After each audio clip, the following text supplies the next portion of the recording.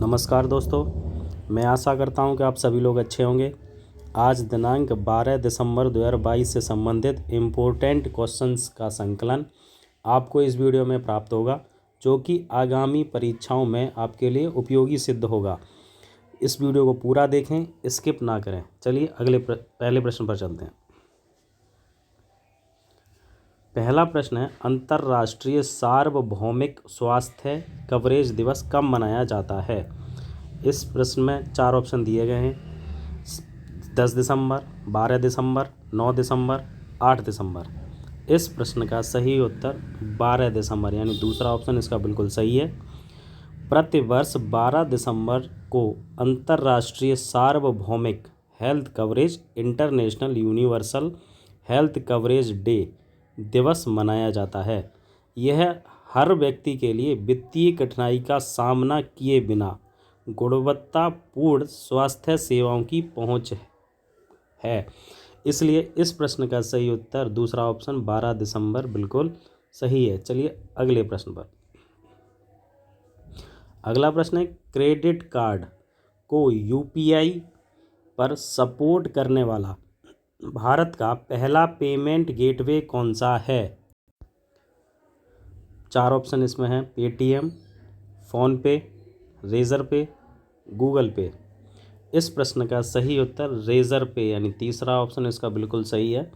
UPI पर credit card को support करने वाला रेज़र पे भारत का पहला पेमेंट गेटवे बन गया है। इस कदम का उद्देश्य है डिजिटल भुगतान को और मजबूत करना और भारत की क्रेडिट भागीदारी को बढ़ावा देना है। इस प्रश्न का सही उत्तर तीसरा ऑप्शन रेज़र पे बिल्कुल सही है। चलिए अगले प्रश्न में चलते हैं।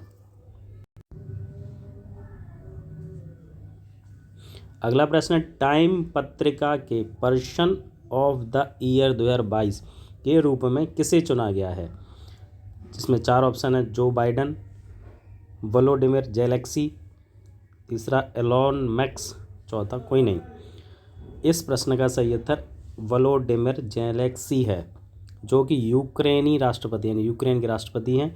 वोलोडिमिर जेलेंस्की और स्पिरिट ऑफ यूक्रेन को अपना 2022 पर्सन ऑफ द ईयर नामित किया है। किसने? टाइम पत्रिका ने।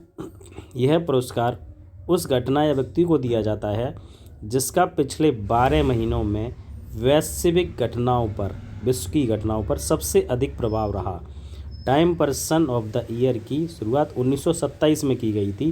टाइम पत्रिका द्वारा पर्सन ऑफ द ईयर जो पुरस्कार दिया जाता है, इसकी शुरुआत 1927 में की गई थी। इसलिए इस प्रश्न का सही उत्तर दूसरा वोलोडिमिर जेलेंस्की है। चलिए अगले प्रश्न पर चलते हैं। अगला प्रश्न है, भारत में ग्लोबल एविएशन सेफ्टी रैंकिंग में कौन सा स्थान प्राप्त किया है। इसके 4 ऑप्शन दिए: 48, 49, 50, 41। इस प्रश्न का सही उत्तर 48 यानी पहला ऑप्शन इसका बिल्कुल सही है। अंतर्राष्ट्रीय नागरिक उड्डयन संगठन ICAO द्वारा हाल ही में जारी ग्लोबल एविएशन सेफ्टी रैंकिंग में भारत टॉप 50 देशों में अब शामिल हो गया है। भारत ने जारी इस रैंकिंग में 48वां स्थान हासिल कर लिया है। इसके बारे में जानकारी नागरिक उड्डयन महानिदेशालय DGCA द्वारा दी गई है। भारत ने चीन से बेहतर प्रदर्शन किया, जो कि ऑडिट में 49वें स्थान पर, यानी कि चीन 49वें स्थान पर रहा है। इजराइल को 50वां स्थान प्राप्त हुआ है। इसलिए इस प्रश्न का सही उत्तर पहला ऑप्शन 48 बिल्कुल सही है। चलिए अगले प्रश्न पर चलते हैं।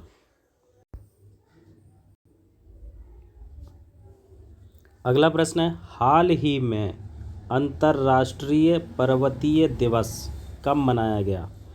इस प्रश्न में 4 ऑप्शन: पहला ऑप्शन 10 दिसंबर, दूसरा 23 अक्टूबर, तीसरा 23 नवंबर, चौथा 11 दिसंबर।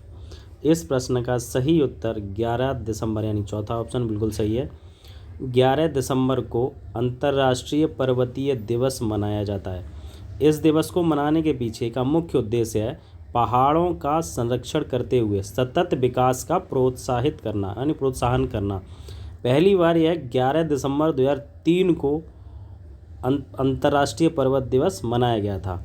साल 2022 के अंतर्राष्ट्रीय पर्वत दिवस की जो विषय या थीम है वो वुमेन मूव माउंटेन्स है, यानी कि पर्वतीय क्षेत्र की महिलाओं को बढ़ावा सशस्त्रीकरण के लिए बढ़ावा देने के लिए है। इसलिए इस प्रश्न का सही उत्तर चौथा यानी 11 दिसंबर बिल्कुल सही है। चलिए अगले प्रश्न पर चलते हैं। अगला प्रश्न है, उत्तर प्रदेश राज्य ने किस शहर को शुद्ध शून्य कार्बन उत्सर्जन यानी पर्यटन स्थल बनाने की घोषणा की है? पहला ऑप्शन आगरा, दूसरा लखनऊ, तीसरा मथुरा वृंदावन, चौथा वाराणसी। यानी इस प्रश्न का सही उत्तर तीसरा ऑप्शन मथुरा वृंदावन बिल्कुल सही है। यानी उत्तर प्रदेश सरकार द्वारा वर्ष 2041 तक मथुरा वृंदावन को शुद्ध शून्य कार्बन उत्सर्जन पर्यटन स्थल बनाने की घोषणा की है। सार्वजनिक परिवहन के रूप में, यानी जो अभी इस्तेमाल होते हैं परिवहन, उनके रूप में केवल इलेक्ट्रिक वाहनों को जाने की अनुमति प्रदान की जाएगी। यह घोषणा उत्तर प्रदेश सरकार द्वारा 2041 सन तक प्राप्त कर ली जाएगी।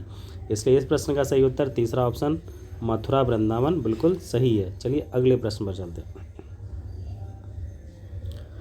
अगला प्रश्न है, सरदार पटेल नेशनल दिव्यांग T20 कप का आयोजन कहाँ किया गया है? पहला गुरुग्राम, दूसरा लखनऊ, तीसरा प्रयागराज, चौथा आगरा। इस प्रश्न का सही उत्तर लखनऊ, यानी उत्तर प्रदेश के लखनऊ ज़िले में यह आयोजन किया गया है। देश के दिव्यांग खिलाड़ियों के लिए उत्तर प्रदेश के लखनऊ में आयोजित किया गया था। इसमें चैंपियंस जो होती है टीम उसको 5 लाख रुपए और जो रनर अप टीम होती है उसको 3 लाख रुपए दिए गए। यानी इस प्रश्न का सही उत्तर दूसरा ऑप्शन लखनऊ बिल्कुल सही है। चलिए अगले प्रश्न पर। अगला प्रश्न है, वनडे क्रिकेट में सबसे तेज दोहरा शतक लगाने वाला पहला खिलाड़ी बन गया है। यानी कि वनडे क्रिकेट 50 ओवर का जो मैच होते हैं वो वनडे क्रिकेट कहलाए जाते हैं। उस वनडे क्रिकेट में सबसे तेज दोहरा शतक यानी 200 रन बनाने वाले पहला खिलाड़ी कौन बन गया है? इसमें 4 ऑप्शन दिए गए हैं, क्रिस गेल, वीरेंद्र सहवाग, सचिन तेंदुलकर, चौथा ईशान किशन। यानी इस प्रश्न का सही उत्तर ईशान किशन, यानी चौथा ऑप्शन इसका बिल्कुल सही है। ईशान किशन जो इन्होंने 200 रन सबसे तेज यानी सबसे कम बॉलों में लगाए हैं, जिस वजह से यह सबसे तेज़ दोहरा शतक लगाने वाले खिलाड़ी पहले बन गए हैं। यानी इससे पहले 138 गेंदों पर क्रिस गेल ने 200 रन बनाए थे। उसके बाद 140 गेंदों पर वीरेंद्र सहवाग ने, उसके बाद 147 गेंदों पर सचिन तेंदुलकर लगा चुके हैं और ईशान किशन ने 126 गेंदों पर यानी 126 गेंदों पर 200 रन बना लिए। इसलिए यह पहले खिलाड़ी बन गए हैं दोहरा शतक तेज लगाने वाले। इस प्रश्न का सही उत्तर चौथा ईशान किशन बिल्कुल सही है। अगला प्रश्न चलिए। अगला प्रश्न है, दिव्यांगों के लिए अलग विभाग स्थापित करने वाला पहला राज्य कौन सा है? 4 ऑप्शन है, महाराष्ट्र, उत्तर प्रदेश, दिल्ली, कर्नाटक। यानी इस प्रश्न का सही उत्तर पहला ऑप्शन है महाराष्ट्र बिल्कुल सही है। यह और व्यावसायिक रूप से महाराष्ट्र राज्य में शारीरिक और मानसिक दिव्यांगों की सेवा के लिए स्थापित किया गया है। यानी इस प्रश्न का सही उत्तर पहला ऑप्शन महाराष्ट्र बिल्कुल सही है। चलिए अगले प्रश्न पर चलते हैं।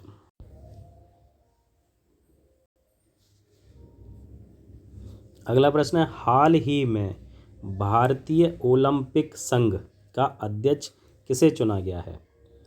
4 ऑप्शन है, पीटी ऊषा, सुखविंदर सिंह, विजेंद्र सिंह, मुकेश कुमार। यानी इस प्रश्न का सही उत्तर पीटी ऊषा यानी पहला ऑप्शन बिल्कुल सही है। यह भारत की उड़न परी यानी इन्हें उड़न परी भी कहा जाता है। भारत की उड़न परी पीटी ऊषा को भारतीय ओलंपिक संघ IOA का नया अध्यक्ष बनाया गया है। यानी भारतीय ओलंपिक संघ में चुने जाने वाली पहली महिला अध्यक्ष हैं। ये चुनाव में निर्विरोध अध्यक्ष चुना गया, यानी उसके विपक्ष में कोई नहीं खड़ा हुआ, निर्विरोध चुनी गई। 1960 के बाद पहली बार कोई खिलाड़ी IOA का अध्यक्ष बना है। यानी महाराजा यादविंदर सिंह यह 1938 से 1960 तक रहे थे अध्यक्ष, जो कि ऐसे अध्यक्ष थे जो खिलाड़ी रह चुके थे। उस 1960 के बाद अब पीटी ऊषा यह पहली खिलाड़ी हैं जो अध्यक्ष बनाई गई हैं भारतीय ओलंपिक संघ की, यानी इसलिए इस प्रश्न का सही उत्तर पहला ऑप्शन पीटी ऊषा बिल्कुल सही है। चलिए अगले प्रश्न पर। अगला प्रश्न है, हाल ही में किस राज्य ने सफाई कर्मचारी आयोग बनाने के लिए विधेयक को मंजूरी दी है?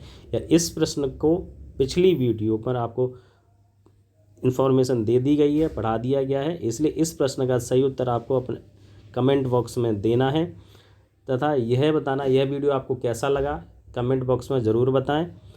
इम्पोर्टेंट क्वेश्चन के लिए आप हमारे इस चैनल को सब्सक्राइब तथा शेयर करें। ऐसे ही आपको डेली करंट अफेयर आपको प्राप्त होती रहेगी। धन्यवाद।